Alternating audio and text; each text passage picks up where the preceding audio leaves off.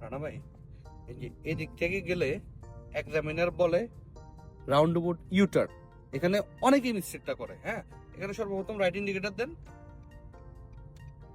Stop না, slow করেন, slow করে পিছিয়ে দেখেন। হ্যাঁ, সেন্টার মিরর দেখছেন, এখানে ইশারা চেঞ্জ করেন, লেফট ইন্ডিকেটর দেন, দিছেন, ওইদিকে শোল্ডার মারেন, ক্লিয়ার।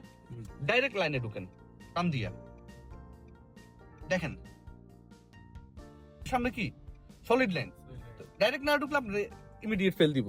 ওকে, পিছিয়ে দেখে ওইদিকে দেখেন, দেরি করা যাবে না, ক্লিয়ার, টান দেন সাদাতে। কি বলছিলাম মনে আছে তো? ইউটার্ন। তো দেখেন যে প্রথম এক্সিট, আমরা প্রথম এক্সিট পার হয়েছি, চারটে এক্সিট, এই যে দ্বিতীয় এক্সিট আইছে। হ্যাঁ, তৃতীয় এক্সিট যখন এই যে পার হইতেছে, ইন্ডিকেটর চেঞ্জ করেন, চেঞ্জ করছেন,